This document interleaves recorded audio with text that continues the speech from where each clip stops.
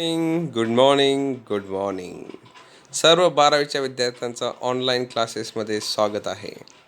आपण बघतोय second chapter mechanical properties of fluids. आत्तापर्यंत आपण चॅप्टरमध्ये बघितलेलं आहे pressure due to liquid column, Pascal's लॉचे ॲप्लिकेशन्स, हायड्रोस्टॅटिक पॅराडॉक्स. हे पॉईंट होते प्रेशरशी रिलेटेड. नेक्स्ट आपण पुढे आलेलो आहे चॅप्टरमध्ये आणि आपण बघतोय नवीन एक quantity surface tension. T is equal to F/L. आणि सरफेस टेन्शन कुठे तयार होणार आहे? लिक्विडच्या सरफेसला. आणि तिथले सगळे मॉलिक्युल्स काय होणार आहेत? खालती शिफ्ट होणार आहेत inside the liquid due to cohesive force. दोन प्रकारचे फोर्स असणार आहेत. एक असणार आहे अधेसिव्ह फोर्स आणि दुसरं असणार आहे कोहेसिव्ह फोर्स. त्यानंतर मग आपण बघितलं की हे सगळे जे लिक्विड्स आहेत, हे लिक्विड्स काय आहेत? वेगवेगळ्या टाईपचे सरफेस तयार करतात. कधीकधी कॉन्केव्ह सरफेस तयार होतो आहे आणि कधीकधी कॉन्वेक्स सरफेस तयार होतो आहे. लास्ट लेक्चरला आपण बघितलेलं की ते जे कॉन्वेक्स किंवा कॉन्केव्ह लिक्विडचे सरफेस तयार होतील, त्यांना जर आपण टँजंट ड्रॉ केली तर ती टँजंट आणि ते सॉलिडचा सरफेस ह्यांच्यामधला जो अँगल असेल तो काय असणार आहे? Angle of contact. So last लेक्चरला आपलं अँगल ऑफ कॉन्टॅक्ट हा पॉईंट कवर झालेला आहे. त्याच्यामध्ये वेगवेगळे टाईप्स होते अँगल्स ऑफ कॉन्टॅक्टमध्ये. त्या अँगल ऑफ कॉन्टॅक्टमध्ये 3 प्रकारचे आपण अँगल ऑफ कॉन्टॅक्ट बघितले. पहिलं आपण घेतलं केरोसिनसाठी आणि केरोसिनसाठी आपल्याला मिळाला अक्यूट अँगल. त्याच्यानंतर आपण घेतलेलं मर्क्युरी आणि मर्क्युरीसाठी आपल्याला मिळालेलं ऑप्ट्यूस अँगल. आणि नंतर घेतलेलं वॉटर आणि वॉटरसाठी आपल्याला मिळालेला झिरो अँगल. ठीक आहे. सो तोच पॉईंट पुढे त्यातला आणखी एक पार्ट आहे, तो आहे shape of liquid drops. Okay. ह्याच्यामध्ये लिक्विड्स त्याचे जे काही ड्रॉप्स असतात, मग आता कोणतंही लिक्विड घ्या आणि त्याचा कोणताही ड्रॉप घ्या. जर समजा एक सरफेस आहे आणि ह्या सरफेसवरती आपण काय केलं? लिक्विडचा ड्रॉप असं सोडला. समजा आपण वॉटर घेतलं. हा एक समजा काय आहे? एक सरफेस टेबल आहे सॉलिड आणि त्याच्यावरती काय आहे? आपण पाण्याचा एक थेंब असं सोडलेला आहे. आता डायग्राममध्ये तुम्हाला दिसते किंवा तुम्ही प्रत्यक्षात बऱ्याच वेळा हे अनुभवलेलं असेल की जेव्हा तुम्ही लिक्विडचा किंवा वॉटरचा ड्रॉप असं खाली पाडताय तेव्हा तो असा पसरला जातो आहे, असा फ्लॅट होतो आहे. जो आता आपल्या समोर डायग्राम आहे तो फ्लॅट झालेला काय आहे? वॉटरचा ड्रॉप आहे. हेच जर आपण वेगळं बघितलं आणि आपण काय केलं, त्याच सरफेसवरती समजा आपण मर्क्युरीचा एक ड्रॉप काय केला? पाडलेला आहे. तर मर्क्युरीचा ड्रॉप हा अशा पद्धतीनं तिथं तयार होतो आहे. दोन्ही ड्रॉपमध्ये काय आहे? फरक जाणवतो आहे. वॉटरचा ड्रॉप आहे तो अशा पद्धतीने काय झालेला आहे? एकदम फ्लॅट झालेला आहे, अगदी चपटा झालेला आहे, पसरलेला आहे. आणि त्याच्याऐवजी इकडे मर्क्युरीचा जो ड्रॉप आहे तो काय आहे? तो पसरलेला नाही आहे, फ्लॅट झालेला नाही आहे, तो असं बऱ्यापैकी काय आहे? स्पेरिकल दिसतोय. मग हे जे काय आहे की लिक्विडचा हे शेप, लिक्विडचा असा हा लिक्विड ड्रॉपचा शेप हा काय असणार आहे? स्पेरिकल तयार होतो आहे. कोणतंही लिक्विड घ्या, त्या लिक्विडचं काय असणार आहे? शेप हा काय असणार आहे? ड्रॉपचा स्पेरिकलच असतो आहे. मग आपल्याकडे फक्त स्पेरिकल शेप आहे का? नाही. आपल्याकडे ट्रायंग्युलर शेप आहे, क्युबिकल शेप आहे, पिरॅमिडिकल शेप आहे, बरेचसे शेप्स आहेत. पण लिक्विडचे ड्रॉप्स नेहमी स्पेरिकल शेप घेतात. कारण का? कारण इथे ही कडा जी आहे ही काय आहे? कडा एज त्या ड्रॉपची, ह्या ड्रॉपच्या एजला काय असणार आहे? Surface, liquid surface. आणि त्या लिक्विड सरफेस त्या पूर्ण एजवरचे, त्या रिंगवरचे, कडेवरचे जे काही मॉलिक्युल्स असणार आहेत, वॉटर मॉलिक्युल्स, त्यांचा कॉन्टॅक्ट कोणासोबत येत असणार आहे? एअर बरोबर. सो एअर आणि त्यांच्यामध्ये काय होत असणार आहे? फोर्स ॲप्लाय होत असणार आहे, अट्रॅक्शन फोर्स, अधेसिव्ह फोर्स. म्हणजे बाहेरचे जे काय एअर मॉलिक्युल्स आहेत ते त्या कडेवरच्या सगळ्या मॉलिक्युल्सना काय करत असणार आहेत? अट्रॅक्शन फोर्स देऊन बाहेर उडायला बघत असणार आहेत. आणि हेच इनसाइड आतल्या बाजूला कोण असणार आहेत? Water molecules. आणि हे वॉटर मॉलिक्युल्स सरफेसवरती असणाऱ्या प्रत्येक वॉटर मॉलिक्युल्सवरती काय देत असणार आहेत? अधेसिव्ह फोर्स इनवर्ड डायरेक्शनमध्ये. मग ह्याच्यामध्ये आपल्याला माहिती आहे की कोहेसिव्ह फोर्स इनवर्ड डायरेक्शनमधला हा जास्त असतो आहे बाहेरील अधेसिव्ह फोर्सपेक्षा. त्यामुळे सगळे मॉलिक्युल्स आतमध्ये ओढले जाणार. मग कुठून ओढले जाणार? सगळ्या साईडला. इथून ओढले जातील, इथून ओढले जातील, इथून ओढले जातील, इथून ओढले जातील. सगळ्या पॉसिबल डायरेक्शनमधून ते असे आतमध्ये ओढले जातील आणि मग हा काय होणार आहे? स्पेरिकल शेप तयार होणार आहे. सो कोणत्या पण ड्रॉपचा हा शेप हा काय असतो आहे? स्पेरिकलच असतो आहे. ठीक आहे. आपल्याला इथे एक दुसऱ्या वेगळ्या पद्धतीने थोडीशी चर्चा करायची आहे की इथे बघूया की हा काय आहे? एक वॉटरचा ड्रॉप आहे. आता हा वॉटरचा ड्रॉप बघूया. इथे आहे, इथे आता 3 मीडियम आहेत. एक इथं वरती आहे एअर मीडियम, हा आहे लिक्विड मीडियम आणि इथं खाली आहे सॉलिड मीडियम. सो इथं 3 काय आहेत? मीडियम एकत्र आलेले आहेत. आता सरफेस टेन्शन हा जो फोर्स असतो आहे तो कुठे असतो आहे? लिक्विडच्या सरफेसला.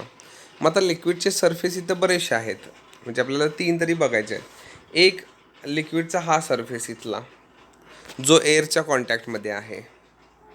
लिक्विडचा हा सरफेस इकडे खाली तो काय आहे? सॉलिडच्या कॉन्टॅक्टमध्ये आहे. म्हणजे इथं एअरचे जे सरफेसेस आहेत ते एक तर एअरच्या कॉन्टॅक्टमध्ये आहेत किंवा सॉलिडच्या कॉन्टॅक्टमध्ये आहेत. अगदी तसं आपण जर म्हटलं तर इथं इथं वरती आहे एअर आणि इथं खाली आहे सॉलिड. म्हणजे इथं एअर आणि इथं सॉलिडसुद्धा काय आहेत? एकत्र आलेले आहेत. मग आपण बघितले की त्यांच्यामध्ये काय असणार आहे? अधेसिव्ह फोर्स, कोहेसिव्ह फोर्स वगैरे वगैरे ते असेलच. पण इथं आपल्याला बोलायचं आहे की हे जे काही लिक्विड आहे, ह्या लिक्विडचा जो काही सरफेस आहे, जो सॉलिडच्या पण कॉन्टॅक्टमध्ये आला आहे आणि जो एअरच्या पण कॉन्टॅक्टमध्ये आला आहे, ह्या सरफेसला कोण असणार आहे? Surface tension force. आणि लास्ट लेक्चरला आपण जसं बघितलं की सरफेस टेन्शन फोर्स कसा होत असतो आहे? टँजन्शियली ॲक्ट होत असतो आहे. मग आता इथं बघूया. इथं आपण पहिला विचार करूया की लिक्विड आणि सॉलिड एकमेकांच्या कॉन्टॅक्टमध्ये आल्यात. मग आता इथं जर लिक्विड आणि जर सॉलिड एकमेकांच्या कॉन्टॅक्टमध्ये आले असतील तर इथला सरफेस टेन्शन फोर्स ह्या डायरेक्शनमध्ये काम करत असेल, T1 डायरेक्शनमध्ये. सो T1 काय आहे? Surface tension force. कुठला ह्याच्यामधला? लिक्विड आणि सॉलिडच्या दरम्यानचा. T1 कुठे आहे? लिक्विड आणि सॉलिडच्या दरम्यानचा सरफेस टेन्शन फोर्स. हेच इकडं कोण आहे? इकडं आहे एअर वरती आणि इथं खाली कोण आहे? सॉलिड. सो T2 काय आहे? T2 आहे सरफेस टेन्शन फोर्स. कशामधला? सॉलिड आणि एअरमधला. आणि इथं कोण आहे वरती? T3. आता T3 आपण कसं ड्रॉ करतोय? आपल्याला माहीत आहे की इथं काय असं तयार होतोय? Concave surface. वॉटर किंवा केरोसिन आहे म्हणजे सरफेस कसला तयार होणार? Concave surface. मग आपण हे कॉन्केव्ह सरफेसला ड्रॉ केलेली काय आहे? टँजंट, जिला आपण T3 असं म्हटलं आहे. आणि इथं कोण आहे? Angle of contact theta. So ही आहे T3. सो T3 कशाच्या मधलं कॉन्टॅक्ट आहे? लिक्विड आणि एअर. लिक्विड आणि एअर ह्यांच्यामधलं काय आहे? T3 फोर्स आहे.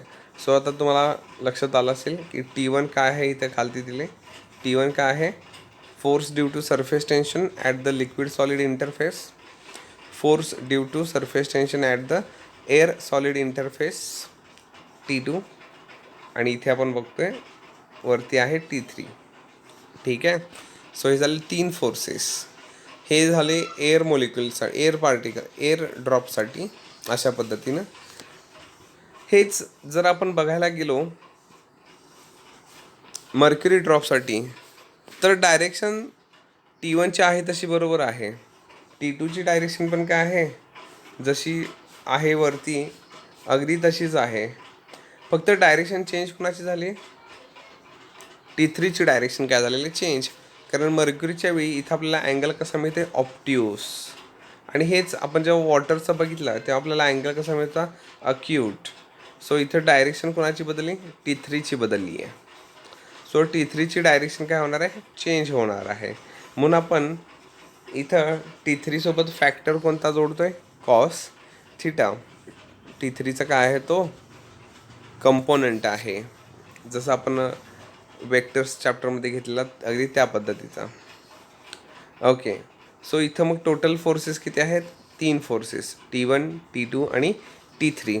इथं आपल्याला डेरिवेशन काही नाही आहे, इथं आपल्याला डायरेक्ट एक फॉर्म्युला दिलेला आहे आणि तो फॉर्म्युला आपल्याला काय करायचा आहे, डायरेक्ट आहे तसा यूज करायचा आहे.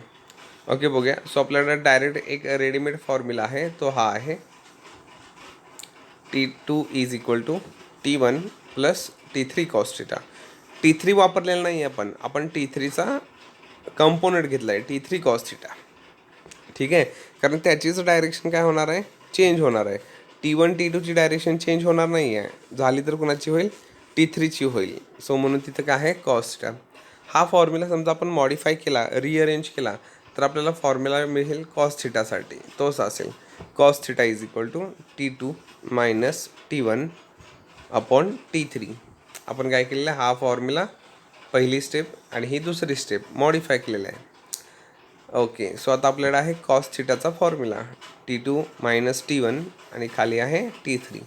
आता आपल्याला ह्याच्यामध्ये काय करायचे आहेत, केसेस डिस्कस करायचे आहेत. ओके, सोप्या सोप्या केसेस आहेत की T1 मोठा असेल तर काय होईल, T2 मोठा असेल तर काय होईल, असे आपले सिम्पल काय आहेत केसेस आपल्याला डिस्कस करायचे आहेत. ओके, बघूया. सो हा फॉर्म्युला लक्षात ठेवा, cos theta is equal to T2 minus T1 upon T3. So पहिली केस, समजा T2 T1पेक्षा काय असता, मोठा असता. T2 T1पेक्षा काय असेल, मोठा असेल तर मग फॉर्म्युल्यामध्ये बघूया. ओके, सो त्यांनी काय विचारलं आहे की T2 मोठा आहे T1पेक्षा. मग चालेल की T2 जर मोठा असेल आणि त्याच्यामधून जर T1 जो लहान आहे तो वजा केला तर आन्सर काय येणार, पॉझिटिव्ह आन्सर येणार. मोठ्या संख्येतून लहान संख्या वजा केला, आन्सर काय येणार, पॉझिटिव्ह. मग वरती आहे पॉझिटिव्ह संख्या, खाली पण आहे T3. सो त्यांचा जो काय भागाकार असेल, वरची संख्या आणि खालची संख्या, हा भागाकार म्हणजे कॉस थिटाची व्हॅल्यू काय येणार, पॉझिटिव्ह येणार. आणि पॉझिटिव्ह कॉस थिटाची व्हॅल्यू येणार म्हणजेच तो अँगल काय असणार आहे, थिटा काय असणार आहे, तो असणार आहे अक्यूट अँगल. सो ही काय आहे, पहिली केस ज्याच्यामध्ये आपण T2 काय असेल, मोठा असेल असं कन्सिडर करतो आहे. ओके, सोप्या केसेस आहेत. नेक्स्ट आहे सेकंड केस की ज्याच्यामध्ये आपल्याला काय म्हणाय की समजा T1 मोठा असेल, समजा T1 काय आहे T2पेक्षा मोठा असेल, म्हणजे उलटं झालेलं आता. तर मग आपण काय म्हणणार, इकडे बघूया फॉर्म्युल्यामध्ये त्यांनी काय म्हणले की T1 मोठा आहे T2पेक्षा. म्हणजे इथं मोठ्या संख्येत लहान संख्येतून म्हणजे T2तून T1 काय आहे, वजा होतो आहे. म्हणजे लहान संख्येतून मोठी संख्या वजा. आता लहान संख्येतून मोठी संख्या वजा केली तर आन्सर काय येणार, वजा बाकी निगेटिव्ह. सो निगेटिव्ह भागिले T3 म्हणजे आन्सर पण निगेटिव्ह. मग कॉस थिटाची व्हॅल्यू जर निगेटिव्ह असते तर कोणत्या कोणत्या अँगलला कॉस थिटाच्या व्हॅल्यू निगेटिव्ह येतात, तर मग त्याच्यासाठी सगळे अँगल्स काय असणार आहेत, ते ऑप्ट्यूस अँगल असणार आहेत. ही झाली सेकंड केस. पहिल्या केसमध्ये कॉस थिटाच्या व्हॅल्यू काय येतात, पॉझिटिव्ह. मग कोणत्या कोणत्या व्हॅल्यू अशा आहेत थिटाच्या अँगल्स कॉससाठी की ज्या पॉझिटिव्ह व्हॅल्यू देतात, मग ते सगळे काय आहेत, स्मॉल आहेत अँगल्स. नेक्स्ट बघा, जर T2 मायनस T1 हे बरोबर T3 एवढं असेल तर ओके, ते तर छानच आहे की T2 वजा T1 ही वजा बाकी म्हणजे न्यूमरेटर हा जर T3 म्हणजे डिनॉमिनेटर एवढा असेल तर मग आन्सर काय येणार, कॉस थिटाचं 1 येणार. आणि जर कॉस थिटा 1 असेल तर याचा अर्थ थिटा काय असणार आहे, 0, कारण कॉस 0ची व्हॅल्यू 1 असते. म्हणजे ही झाली वॉटरची केस कंडिशन, ही झाली वॉटरची कंडिशन जिथे अँगल ऑफ कॉन्टॅक्ट किती आहे, 0. ही झाली ज्याच्यामध्ये ऑप्टिस अँगल मिळते सेकंड केस, ही झाली मर्क्युरीची कंडिशन.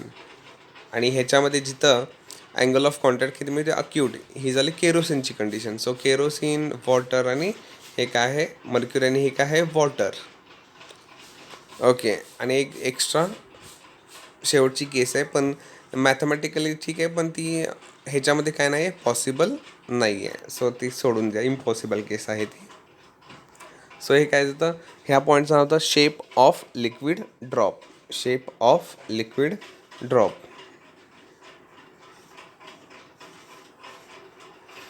ओके, सो आता हे जे काय आपण अँगल ऑफ कॉन्टॅक्ट असं म्हटलं, ह्या अँगल ऑफ कॉन्टॅक्ट त्याच्यावरती परिणाम करणारे काय काय फॅक्टर्स आहेत आणि ते कोणते कोणते फॅक्टर्स आहेत ते बघूया. सो पहिला जो फॅक्टर आहे तो सोपा आहे, the nature of liquid and solid in contact. आता बघूया काय होणार की लिक्विड आणि जे काही सॉलिड त्यांचं नेचर, त्यांचं स्वरूप जर काय झालं चेंज झालं तर मग काय होणार, अँगल ऑफ कॉन्टॅक्टची व्हॅल्यू चेंज होणार.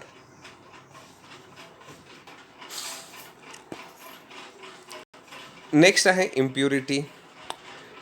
आता जर समजा आपण एक ग्लास घेतला काचेचा, त्याच्यामध्ये समजा आपण वॉटर भरलं आणि आपण अँगल ऑफ कॉन्टॅक्ट मोजला आणि समजा तो आपल्याला काहीतरी 60 डिग्री असा मिळाला. ठीक आहे.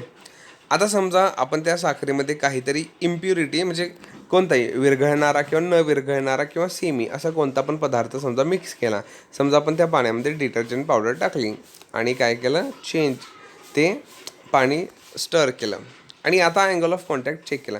ग्लास तेच आहे, वॉटर तेच आहे, फक्त आपण काय बदलले, इम्प्युरिटी ॲड केल्या त्याच्यामध्ये. मगाशी जो अँगल 60 डिग्री दाखवत होता तो आता अँगल ऑफ कॉन्टॅक्ट किती असेल, चेंज झालेला असेल. तो आता काहीतरी वेगळा येणार, म्हणजे काहीतरी समजा 45 डिग्री दाखवेल. म्हणजे अँगल ऑफ कॉन्टॅक्ट काय होतं इथं, इम्प्युरिटीनुसार चेंज होतो आहे. पहिला जे होतं the nature of the liquid and solid in contact, तर त्याच्यामध्ये काय आहे की समजा आपण एक ग्लास घेतला आणि लिक्विड घेतलं, वॉटर घेतला, प्युअर वॉटर घेतलं आणि त्यांच्यामधलं काय केलं, आपण अँगल ऑफ कॉन्टॅक्ट मोजला. समजा तो 60 डिग्री आला.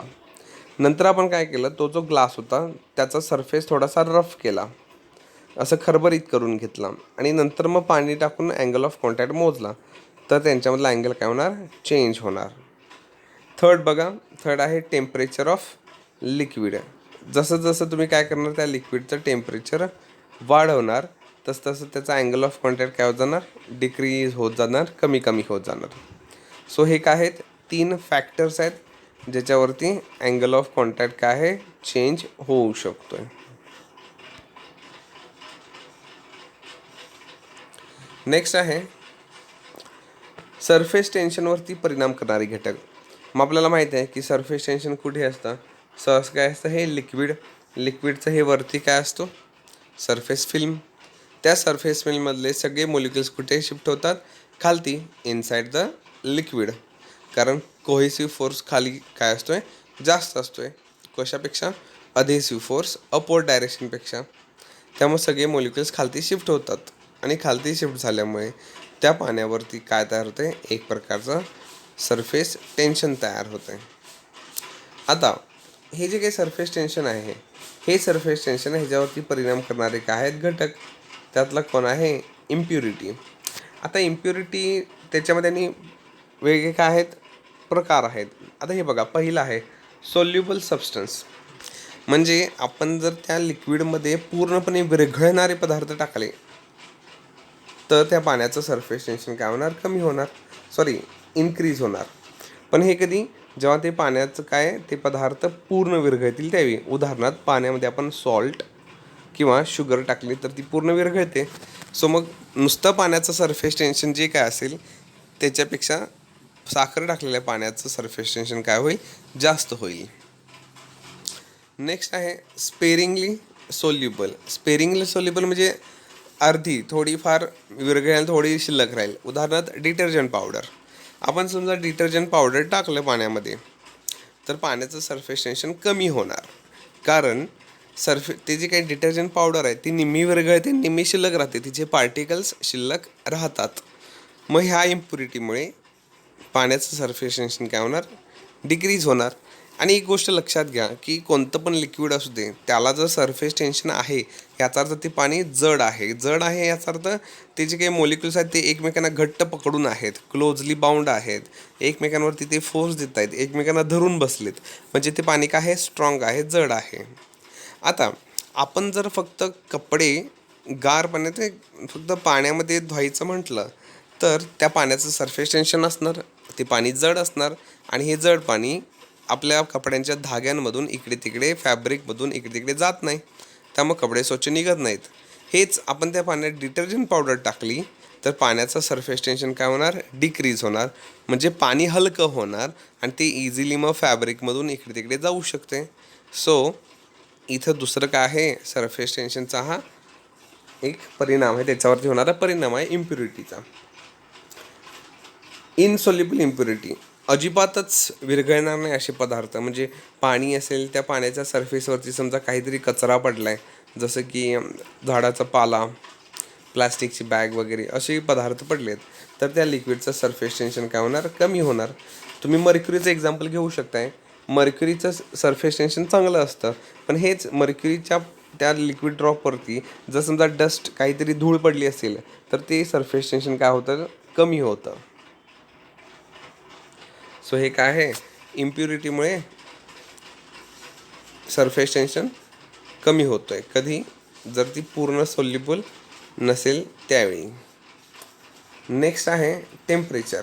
ओके, ही सोपी कंडिशन आहे की कोणत्या पण लिक्विडचं काय करा, टेम्परेचर इन्क्रीज करत चला, त्याचं सरफेस टेन्शन पण काय होईल, इन्क्रीज होत जाईल, डिक्रीज होत जाईल.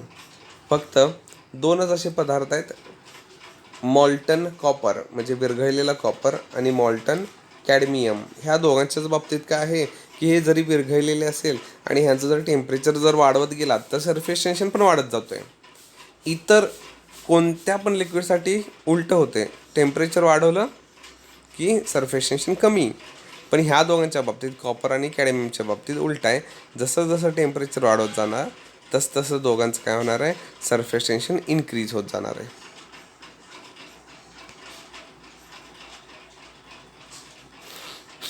नेक्स्ट एक पॉईंट आहे जो सोपा आहे, फारसं त्याच्यामध्ये काही टेन्शन नाही आहे. फक्त लक्षात काय ठेवा, इतर गोष्टी तिथल्या काही महत्त्वाच्या नाहीत, फक्त महत्त्वाचं हे लक्षात ठेवा की बघा, हे एक भांडं आहे आणि ह्या भांड्यामध्ये पाणी भरलेलं आहे आणि ह्या पाण्याचा सरफेस हा वरती दाखवला आहे, हा आडवा सरफेस. त्याच्या वरती एक पॉईंट आपण म्हणूया जो हवेत आहे ए पॉईंट, आणि पाण्यात एक पॉईंट म्हणूया जो आहे बी पॉईंट. आता आपल्याला बघायचं आहे की हे जे हॉरिझॉन्टल, हे जे काय आडवा सरफेस आहे पाण्याचा, तो आडवा आहे, हॉरिझॉन्टल आहे. याचा अर्थ वरून पडणारं प्रेशर, म्हणजे इथं ए पॉईंटपाशी असलेलं प्रेशर, ज्याला आपण म्हणूया पी ए प्रेशर, आणि हे पाण्याच्या खाली असलेला हा बी पॉईंट आहे, तिथलं प्रेशर आपण म्हणूया पी बी प्रेशर. ज्या अर्थी दोघं पण काय आहेत, त्या प्लेन सरफेसच्या वरती आणि खालती आहेत, त्या अर्थी दोघांचं इथलं काय असणार आहे, pressure at point A is equal to pressure at point B. दोन्ही प्रेशर काय असणार आहेत, सेम असणार आहेत. कोणासाठी, प्लेन सरफेससाठी. हेच समजा मी असं म्हटलं, कॉन्वेक्स सरफेस आहे, पाण्याचा सरफेस कसा आहे, कॉन्वेक्स म्हणजे असं बहिर्वक्र. ए पॉईंट वरती आहे म्हणूया, बी पॉईंट खालती आहे म्हणूया. सो इथं काय आहे, बी प्रेशर काय आहे, जास्त आहे ए पेक्षा. इथं फक्त आता लक्षात काय ठेवा की बी पसलं प्रेशर ए पसल्या प्रेशरपेक्षा जास्त आहे, आणि हे कधी कॉन्वेक्स सरफेस असेल तर, म्हणजे मर्क्युरीच्या बाबतीत. हेच ग्लासमध्ये भरलेलं लिक्विड आहे, आणि लिक्विड म्हणजे कोण आहे, वॉटर, आणि इथं मग सरफेस काय तयार होईल, कॉन्केव्ह सरफेस. मग इथं लक्षात ठेवा की ए पॉईंटपाशी प्रेशर बी पॉईंटपेक्षा जास्त आहे. सो तुम्हाला फक्त ह्या कंडिशनच लक्षात ठेवायचं आहे. प्लेन असेल तर वरती आणि खालती दोन्हीकडे प्रेशर सेमच. कॉन्वेक्स असेल तर वरती प्रेशर काय असणार आहे, कमी, आणि खालती प्रेशर काय असेल, जास्त. हेच उलटं खाली कुठे असेल, कॉन्केव्ह सरफेसच्या बाबतीत खालचं प्रेशर काय आहे, कमी, आणि वरचं जास्त आहे. तुम्हाला फक्त ह्या तीनच गोष्टी इथं काय करायच्या आहेत, लक्षात ठेवायच्या आहेत. हा एक क्वेश्चन आहे बघा मागे एक्सरसाइजमध्ये, की जे काही पेंट किंवा ल्युब्रिकंट ऑइल वगैरे असतं, म्हणजे फ्लुइड्स, त्यांचं सरफेस टेन्शन कमी का असतं. साहजिकच आहे, जर सरफेस टेन्शन जास्त आहे याचा अर्थ लिक्विड मोलिक्युल्समधला फोर्स काय आहे, जास्त आहे, आणि मग ते एकमेकांना घट्ट पकडून ठेवणार. ते लिक्विड एकमेकांना काय करणार नाहीत, सोडणार नाहीत. आणि हेच ऑइल किंवा पेंटच्या बाबतीत कसं असतं की जर ते घर रंगवायचं असेल तर त्या वॉलच्या सरफेसवरती पेंट काय झाला पाहिजे, पसरला पाहिजे. मग मोलिक्युल्स स्प्रेड झाले पाहिजेत. मोलिक्युल्समधला फोर्स कमी असायला पाहिजे, म्हणजेच सरफेस टेन्शन कमी असायला पाहिजे. हेच ऑइलच्या बाबतीत पण, ऑइल इंजिनमध्ये पसरण्यासाठी किंवा कोणत्या पण मशीनमध्ये ते पसरण्यासाठी त्याचं सरफेस टेन्शन काय असेल, कमी असायला पाहिजे. सरफेस टेन्शन कमी म्हणजे मोलिक्युल्समधला अट्रॅक्शन फोर्स कमी. म्हणून काय आहे, ह्या दोघांच्यामधलं सरफेस टेन्शन कमी असतं, कारण ते चांगल्या प्रकारे स्प्रेड व्हायला पाहिजेत, पसरायला पाहिजेत. नेक्स्ट आहे की मर्क्युरी ड्रॉप जर सिंगल ड्रॉप असेल तर त्याची एनर्जी काय असते, जास्त असते. आणि हेच जेव्हा ते छोटे छोटे मर्क्युरीचे ड्रॉप्स आपण एकत्र करून एक मोठा ड्रॉप तयार करणार, तर आपण त्यावेळी जर असं मोजलं की तयार झालेला मोठा ड्रॉप्स त्याची एनर्जी जर आपण मोजली आणि छोटे छोटे जे ड्रॉप्स होते त्या सगळ्यांची एनर्जी मोजून त्याची ॲडिशन केली, तर आपल्या लक्षात येईल की जेव्हा ड्रॉप्स छोटे छोटे होते आणि त्यांची एनर्जी जेव्हा सेपरेट सेपरेट होती, तिची ॲडिशन जास्त भरेल सिंगल तयार झालेल्या ड्रॉपच्या एनर्जीपेक्षा. तर असं व्हायचं कारण काय, तर सरफेस टेन्शनचा मेन गुणधर्म, मेन कॅरेक्टरिस्टिक्स काय आहे, एनर्जी कमी करणं, एरिया कमी करणं. सो त्याच्यामुळं ते होत आहे. नेक्स्ट आहे एक थोडासा सेमी न्यूमरिकल असा काय आहे पॉईंट आहे. ह्याच्यामध्ये त्यांनी विचारले how much amount of work is done forming a soap bubble of radius r. Last वेळी आपण ती फ्रेम घेतली PQRS आणि त्याच्यामध्ये आपण relation between surface energy and surface tension बघितलेलं. त्या पॉईंटवरती हा काय आहे, डिपेंड आहे. सो आपल्याला माहिती आहे त्या पॉईंटमध्ये वर्क डनचा फॉर्म्युला काय आहे, work done is equal to surface tension into change in the area. आता ह्याने विचारला काय, सोप बबल विचारला आहे. सोप बबल म्हणजे पोकळ असा ना, बबल बबल पोकळ असतोय आणि लिक्विडचा ड्रॉप भरीव असतोय. लिक्विड ड्रॉप असेल तर फ्री सरफेस किती, एकच बाहेरच्या बाजूचा. हेच सोप बबल असेल तर बबलला फ्री सरफेस किती, दोन, एक वरती आणि एक आतल्या बाजूला. सो इथं आपल्याला जर चेंज इन द एरिया मोजायचा झाला तर मग आपल्याला असं मोजता येईल. एक तर चेंज इन द एरिया, तो एरिया किती असतोय, आता बबल म्हणले की स्पेरिकल, मग स्पियरचा एरिया किती असतोय 4πr². पण इथं किती बबल आहेत, किती सरफेसेस आहेत, दोन सरफेसेस. सो सरफेस टेन्शन 2, त्यामुळे ह्याला काय म्हणते आपण गुणिले 2 घेतोय. मग गुणिले 2 केल्यानंतर चेंज इन द एरिया मिळेल 8πr². मग झालं ते, फक्त ह्या फॉर्म्युल्यामध्ये काय करा, पुट करा. W is equal to T आणि DAच्या जागी 8πr². सो जे काही इथं ह्या सोप बबलचं वर्क डन असेल ते असेल 8πr²T. Thank you class.